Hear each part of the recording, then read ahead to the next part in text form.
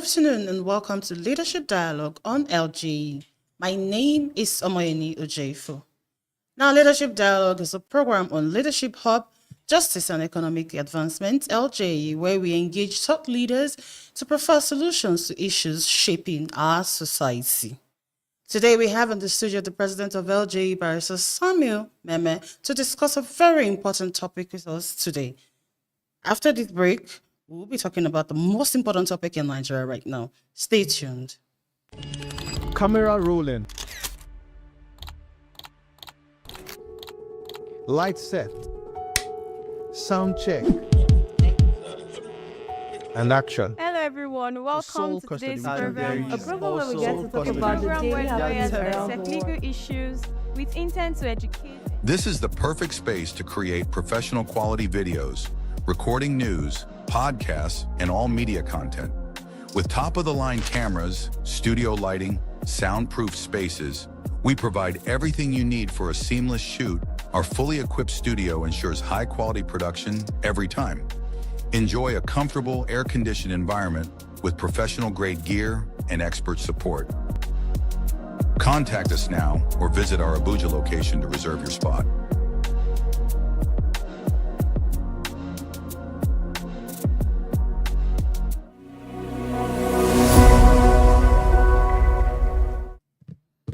Okay, this is the Leadership Dialogue on LJE, and I have in the studio with me the president of LJE, Barrister Samuel Meme. You're very much welcome to the studio, sir. Pleasure. Thank you for having me. Okay, you're welcome. So now, in a major national development, the National Council of State has approved the nomination of Professor Joash Ojo Amupitan as the new chairman of the Independent National Electoral Commission, succeeding Professor Mahmood Yakubu after a decade in office.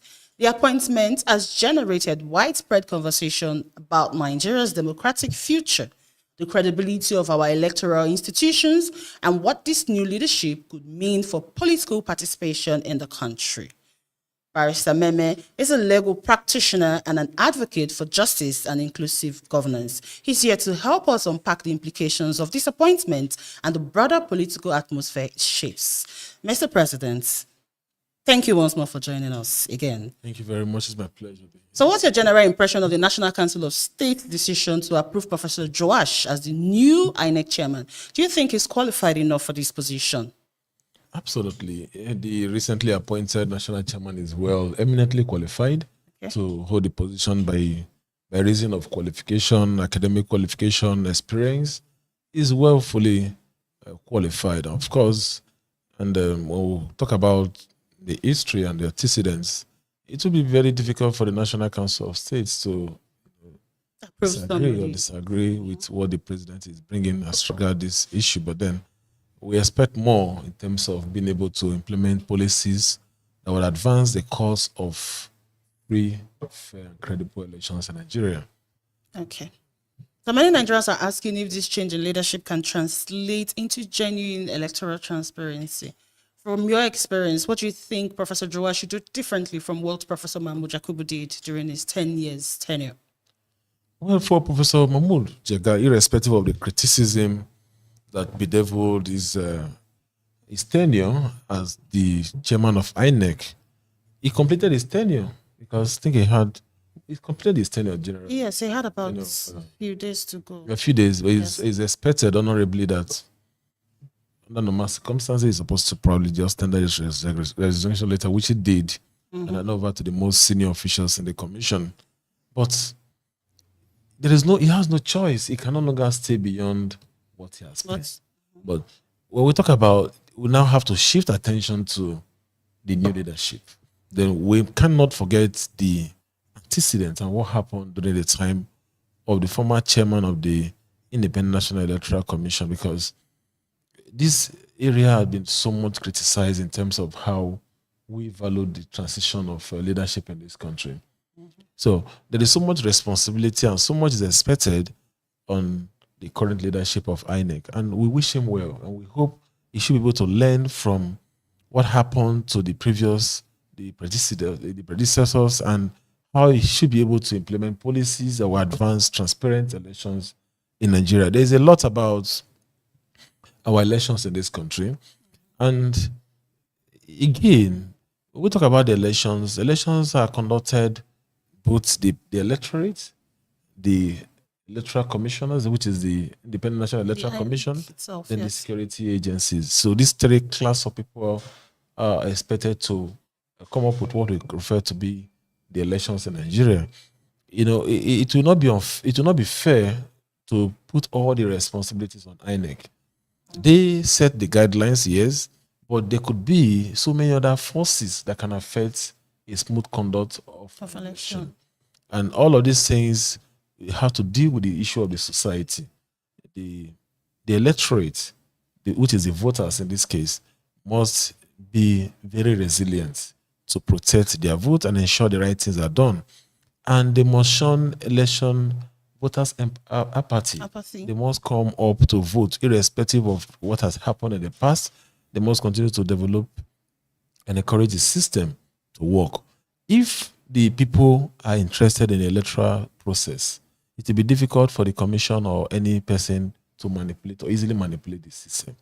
The security agencies must also work in line with the ideology of the electoral commissioner and based on what the law says about the conduct of election. So we're working with three critical stakeholders: the Independent National Electoral Commission, the security agencies, and then you have the people, The voters themselves, yes. themselves, yes.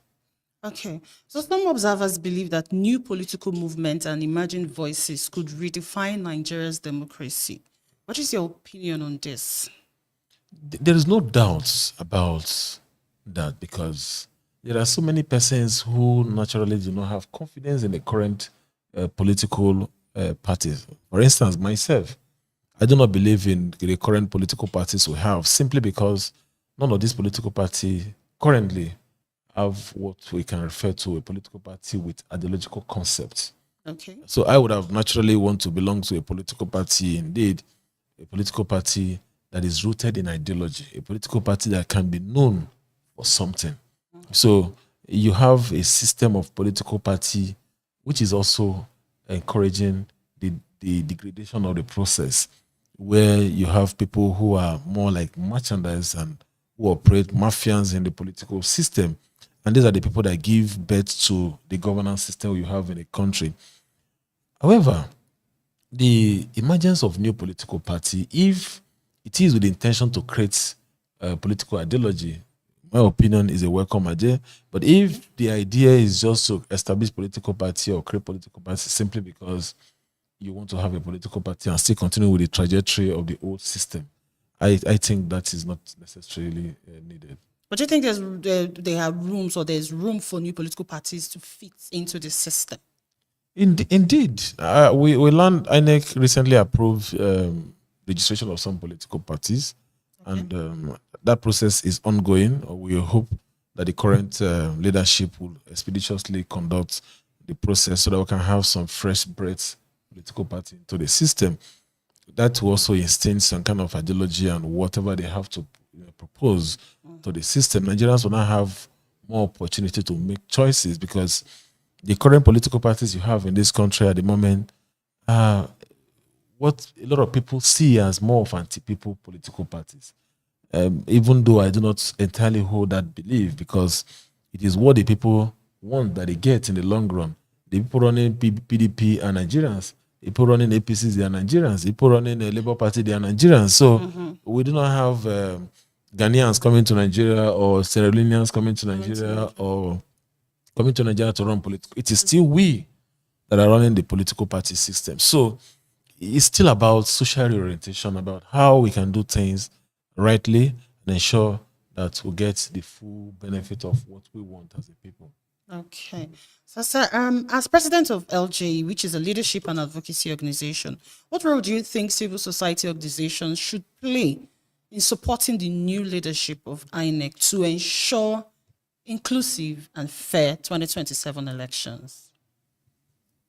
Yeah, it is our responsibility as a people, whether being from the civil society angle or Nigerians or other institutions, to support the current leadership of INEC.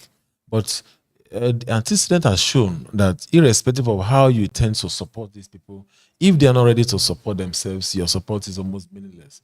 The system must resist any form of inducement or manipulation, external manipulation, at least to the best of their ability. I know that it is so difficult to completely resist external influence, because somebody who is appointed or favorably appointed into different positions would somehow hold some level of allegiance to the person who appoint. But we should recognize that the national interest first is what matters. The civil society has a role to play in expanding and exposing certain informations that will be for the purpose of public consumption, because the civil society plays critical role in a nation building. What individuals cannot be able to access, civil society organizations and all of them can have access based on their call mandate to some of those, and expose information that will engineer Nigerians to be informed about issues happening around them. So as a people, we have roles to play, but most importantly, what we have advocated from this organization has to do the issue of transmission of results in real time, which is through the beavers. The last election that was conducted in 2023 proven that INEC is can be manipulated from the outside, because like the former INEC chairman is now known to be the glitch professor. Yes. Right? So, and the rest of them. So it is not good for any person, no matter how much you enjoy the power. When you leave the stage, and when you reflect back, you consider what was your benefit at the time you carried out some of those activities. You find out that it doesn't really worth it.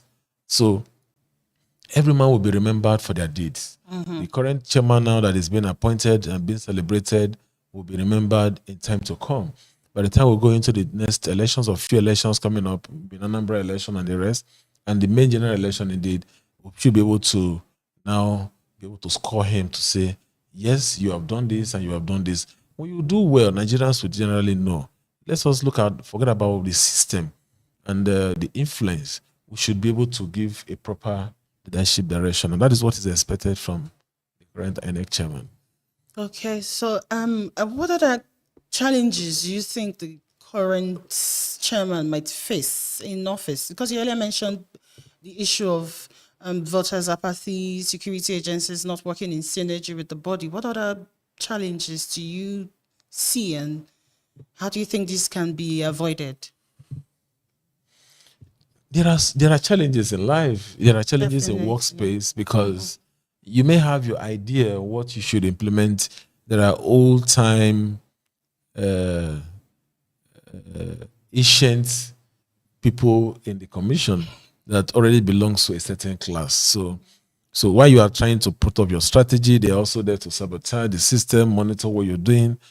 So what I can tell the INEC chairman is, first and foremost, to look into the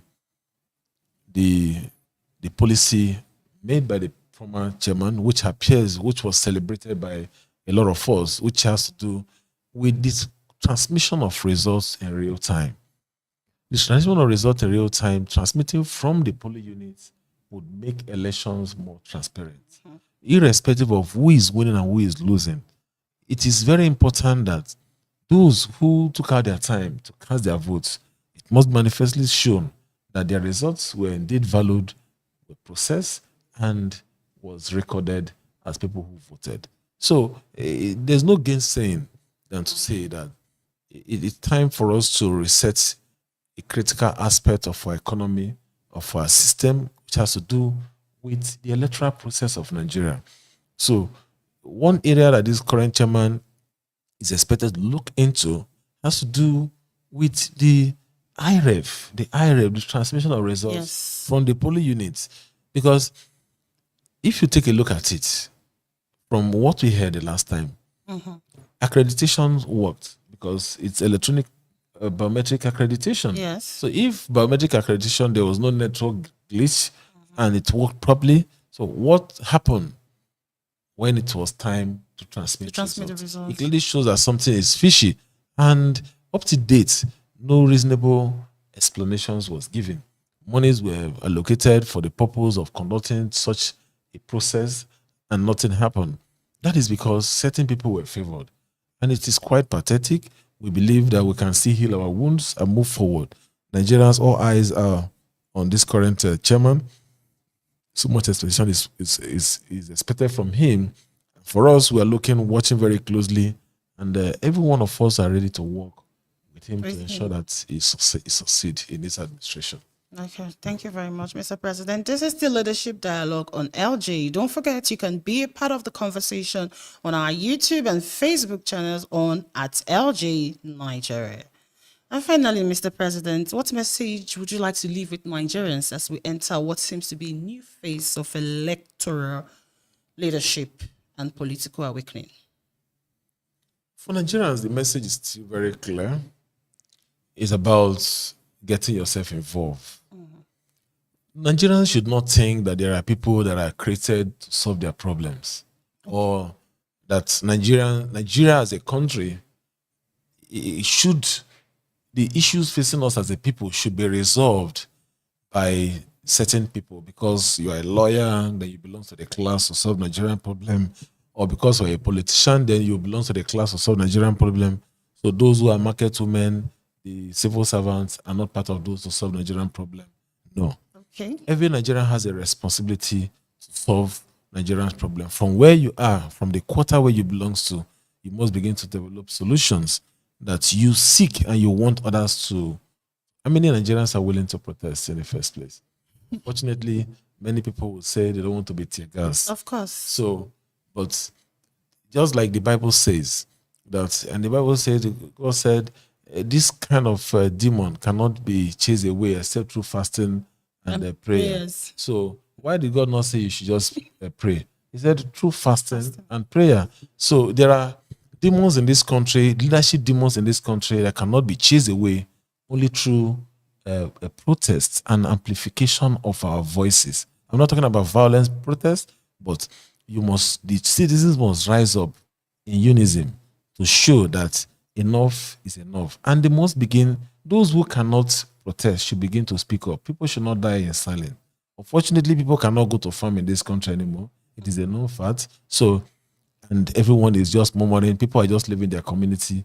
When you call them to speak up, they say they don't want to be killed. Yes. It is a pathetic situation that we'll find ourselves, because those who naturally would have heard the voices of the people and take decisions are not taking decisions. So what do? You need to shout and speak more louder than normal, because we are living in a abnormal society. Thank you very much, Mr. President, for sharing this insight with us. Clearly, the appointment of Professor Joash Amupitan marks a turning point for Nigeria's democracy, one that calls for renewed commitment from both citizens and leaders. That was Barrister Samuel Meme, President of LJE, speaking on the approval of Professor Joash Ojo Amupitan as the new INEC Chairman and the opportunities this new leadership presents for strengthening democratic values in Nigeria. For more updates on this and other national issues, follow us on all our social media platforms at LJE Nigeria and visit our website on www.ljenigeria.org. Thank you for joining us today on Leadership Dialogue. My name is Omoyeni Ujeifu.